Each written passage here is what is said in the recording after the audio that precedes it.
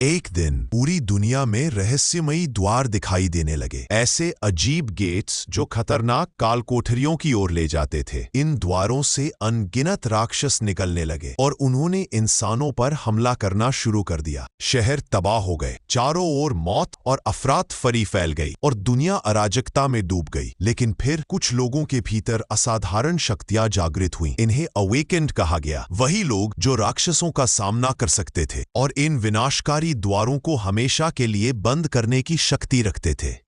राक्षसों और ड्रैगनों ने शहर को चारों ओर से घेर लिया है। अराजकता के बीच गोल्डन सीकर्स नामक शक्तिशाली योद्धाओं का एक दल जीवित बचे लोगों की रक्षा के लिए प्रकट होता है। उनका नेतृत्व कर रही हैं क्लॉडिया बुर्जो और इंगोल्फ वॉन डिट्स, जिनके साथ नथानियल कैवेल, इवाको हिदेकी और एक रहस्यमयी योद्धा शामिल है जिसके हाथ में है बिजली की चमक जैसा डंडा। क्लॉडिया आदेश देती हैं कि सब लोग तुरंत मदद के लिए आगे बढ़े, लेकिन पीड़ितों की भारी भीड़ देखकर वे भी असमंजस में पड़ जाते हैं। तभी एक राक्षस एक असहाय आदमी पर झपटता है, मगर उसके वार से पहले ही एक विशाल विस्फोट सब कुछ चकनाचूर कर देता है। धुएं के बीच से एक गोल्डन सीकर उभरता है। उसके शरीर से दिव्य शक्ति की आभा फूट रही है। अब असली युद्ध शुरू होने वाला है। शहर खंडरों में बदल चुका है। धुएं से घिरी सड़कों पर बचे हुए लोग भय से एक दूसरे के पास सिमट आए हैं। इसी बीच गोल्डन सीकर्स का एक योद्धा मिसातो क्योइचिरो आगे बढ़ता है, सबकी खैरियत पूछते हुए। जब वह देखता है कि राक्षसों की एक बड़ी भीड़ उनकी ओर बढ़ रही है, तो वह बाकी साथियों से कहता है, मैं संभाल लूंगा, तुम लोग पीछे रहो। अगले ही पल उसका शरीर गोल्डन ऊर्जा से चमक उठता है। वह अकेला ही रणभूमि की ओर दौड़ पड़ता है। राक्षसों का सैलाब उसकी ओर टूट पड़ता है, मगर मिसातो अपनी शक्ति को मुक्त कर देता है। उसके हाथों से निकलती गोल्डन किरणें एक एक कर दुश्मनों को राख बना देती है। पूरा युद्ध क्षेत्र विस्फोटों और झटकों से कांप उठता है। बाकी योद्धा विस्मय से यह दृश्य देखते रहते हैं, क्योंकि वे जानते हैं वह अकेला है अनगिनत राक्षसों के सामने। जैसे जैसे युद्ध आगे बढ़ता है, मिसातो क्योइचिरो गोल्डन प्रकाश की एक वलय में खड़ा रहता है, अकेला मगर अडिग। उसे भविष्य दिखता है। हर राक्षस का अगला कदम, हर वार, हर चाल उसकी समय जादू टाइम मैजिक ने उसे यह शक्ति दी है। अब वह इंसान नहीं रहा, वह स्वर्णिम प्रकाश में डूबा हुआ रणभूमि की ओर दौड़ पड़ता है। उधर नष्ट हो चुका शहर फिर से टूटने लगता है, क्योंकि पोर्टल से राक्षसों की नई लहर निकल रही है। उसकी टीम अपने आप को अंतिम युद्ध के लिए तैयार करती है। वह धीरे से कहता है, तो यही आखिरी है ना? और सामने खड़े अंतिम दैत्य की आंखों में देखता है। फिर अंतिम युद्ध शुरू होता है। शहर खंडरों में तब्दील हो चुका है और उसके केंद्र में खड़ा है मुख्य पात्र। उसके पीछे उसके साथी चिंतित नजरों से उसकी ओर देख रहे हैं।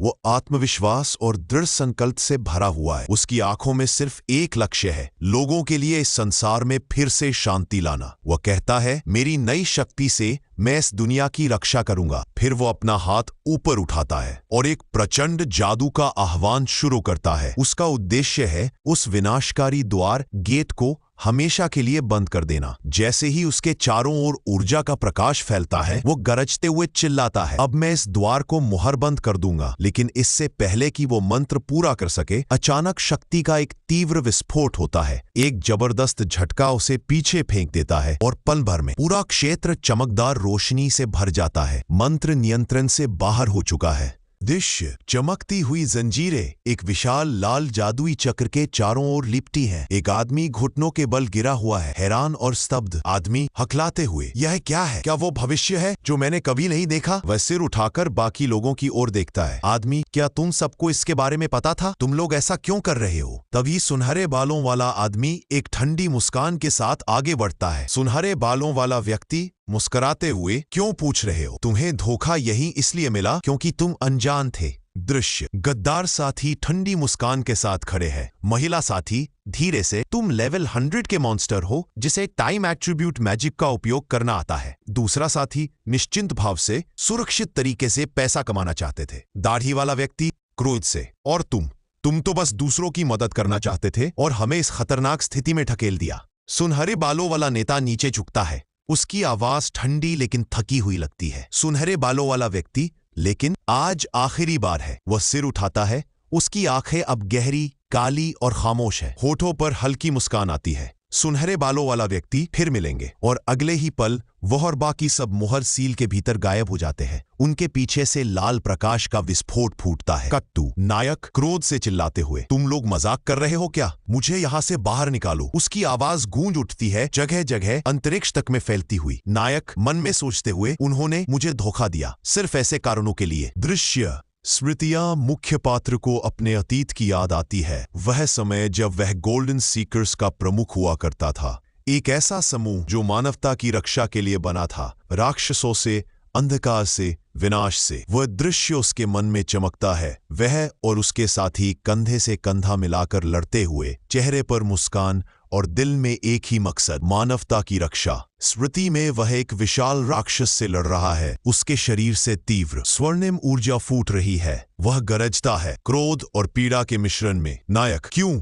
तुम लोगों ने मुझे धोखा दिया। वह जमीन पर प्रहार करता है और उसकी शक्ति विस्फोट की तरह बाहर फैल जाती है। एक ही जबरदस्त वार में वह उस दैत्य को चीर कर रख देता है जो उसकी ओर दौड़ रहा था। लेकिन जैसे ही धूल शांत होती है, अंधेरे से और राक्षस निकल आते हैं, उसे फिर से घेरते हुए, जैसे उसकी लड़ाई कभी खत्म ही नहीं होने वाली। चित्र, उसकी गोल्डन आंखें तेजी से चमक उठती हैं। भविष्य की संभावनाएं। नायक मन में सोचते हुए, मैं यहां से निकल सकता हूं। मेरे आगे जो रास्ता है वह। अचानक उसकी दृष्टि टूट जाती है। प्रकाश और अंधकार के टुकड़े आपस में टकराते हैं और उनके बीच दिखाई देती है उसकी विकृत परछाया। वह स्वयं और उसके गिरे हुए साथी जो समय की जमी हुई दरारों में फंसे हुए हैं। वह हल्की सांस के साथ सिहर उठता है। नायक धीरे से, यह अब अस्तित्व में नहीं रहा है ना? उसका भविष्य, उसकी आशा अब बस एक खोया हुआ प्रतिबिंब बनकर रह गई है। दृश्य, मुख्य पात्र राक्षसों से भरे रणभूमि के ऊपर मंडरा रहा है। जैसे ही वह अपनी प्रचंड जादुई शक्ति को मुक्त करता है, उसके शरीर से गोल्डन लाइट फूट पड़ता है जो उस काली उजाड़ धरती को रोशन कर देता है। लेकिन जैसे ही रोशनी बुझती है, अंधेरे से और भी जीव निकल आते हैं। अनगिनत, अजय,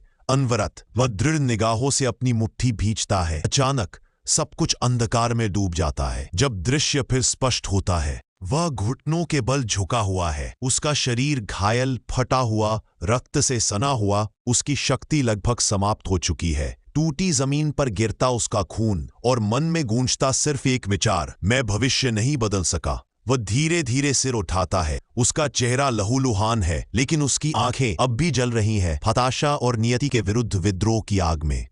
दृश्य, मुख्य पात्र चारों ओर से घिरा हुआ है। चमकती आंखों और नुकीले दांतों वाले राक्षस उसे घेरे खड़े हैं। नायक धीरे से बुदबुदाते हुए, अब कोई और रास्ता नहीं बचा। भीड़ गर्जना करती हुई उसकी ओर टूट पड़ती है। नायक मन में सोचते हुए, मौत को यूं ही स्वीकार कर लूं? हाँ। हवा में खून और अराजकता फैल जाती है, जैसे राक्षसों का झुंड उसे पूरी तरह निगल गया हो। लेकिन अचानक वह जोरदार गर्जना के साथ उठ खड़ा होता है। एक विस्फोट से दर्जनों राक्षस हवा में उछल जाते हैं। नायक, मैं यूं ही मरने वाला नहीं हूं। उसका हाथ स्वर्णिम ऊर्जा से चमक उठता है। वह एक राक्षस को पकड़कर कसकर थाम लेता है। नायक दृढ़ स्वर में, मैं पुनर्जन्म लूंगा और पहले से भी ज्यादा शक्तिशाली बनूंगा। दृश्य, आगे का हिस्सा, क्रोध और पीड़ा से उसका शरीर कांप रहा है। मन में चिल्लाते हुए, मैं अपनी शक्ति की चरम सीमा तक पहुंचूंगा और उन सब से बदला लूंगा। अंधकार और स्वर्णिम प्रकाश उसके चारों ओर घूमने लगते हैं। उसका क्रोध और निराशा अब कच्ची, अनियंत्रित शक्ति में बदल चुकी है। ये क्रोध, यह निराशा, मैं अपनी शक्ति की चरम सीमा तक पहुंचूंगा और उन सब से बदला लूंगा। ये क्रोध, यह निराशा तुम्हारे नाबाले की फाली है। जब तक मैं सब ठीक नहीं कर देता, ये आग बुझने नहीं दूंगा। वह गर्जना के साथ अपनी शक्ति को मुक्त कर देता है। एक चकाचौंध भरा विस्फोट रणभूमि को चीर देता है। प्रकाश की तलवारें हर दिशा में फैल जाती है और राक्षसों को राख में बदल देती हैं। उसकी आवाज दर्द और संकल्प के मिश्रण में अराजकता के बीच गूंजती है, एक ऐसी प्रतिज्ञा की तरह जो स्वयं ब्रह्मांड के ताने बाने पर अंकित हो चुकी है।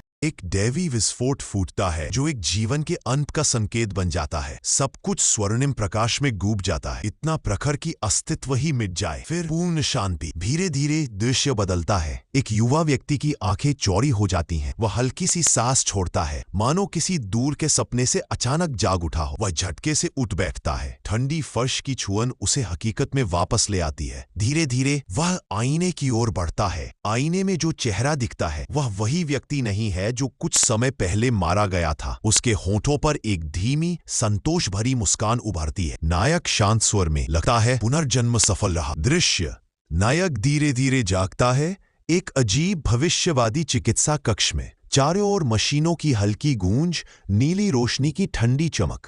वह उलझन में इधर उधर देखता है। मैं कितने समय तक मरा हुआ था? उसके मन में सवाल गूंजता है। फिर अचानक धोखे की यादें लौट आती हैं।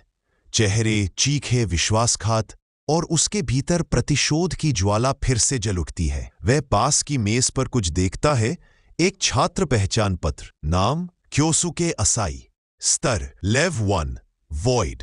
क्षण भर के लिए वह स्तब्ध रह जाता है, फिर अचानक ठहाका लगाता है। नायक हंसते हुए, आहा, वह अपने अतीत को याद करता है, वह जो टाइम एट्रीब्यूट का सबसे भयभीत करने वाला धारक था। लेकिन अब उसे महसूस होता है कि उसके भीतर कुछ और भी महान है। वह अपनी नई हथेली को देखता है, धीरे से बुदबुदाता है, इस लड़के के लिए मुझे थोड़ा बुरा लग रहा है। उसके चारों ओर प्रकाश के चमकदार टुकड़े घूमने लगते हैं, मानो ब्रह्मांड उसके पुनर्जन्म का स्वागत कर रहा हो, क्योंकि यह शक्ति, वॉइड, अब तक किसी के पास कभी नहीं थी। दृश्य, असाई क्योस्के के पास जो शक्ति थी, वॉइड, वह संसार की सबसे दुर्लभ क्षमताओं में से एक थी। लेकिन वह अब तक लेवल 1 पर ही रुका हुआ था, क्योंकि कोई नहीं जानता था कि वॉइड को प्रशिक्षित कैसे किया जाए। लोग उसका मजाक उड़ाते थे, उसके पास कोई प्रतिभा नहीं है, वह तो जन्म से ही बेकार है, बिना किसी ट्रेड वाला इंसान। पर क्योस्के ने अपनी दिव्य दृष्टि, क्लेयरवॉयंस से सच्चाई का पता लगा लिया। वॉइड को प्रशिक्षित करने का मार्ग। वह अपने स्टूडेंट आईडी को कसकर पकड़ता है और मन ही मन एक अटूट संकल्प लेता है, मैं सबसे ऊंचा उठूंगा और नाम असाई क्योस्के पूरी दुनिया में गूंजेगा। उसके चारों ओर ऊर्जा घूमने लगती है, हवा में बिजली की लहरें दौड़ पड़ती है। उस क्षण उसने निर्णय ले लिया, वह इस शक्ति से सबसे मजबूत बनेगा और वे सभी जिन्होंने उसे धोखा दिया था, एक दिन पछताएंगे।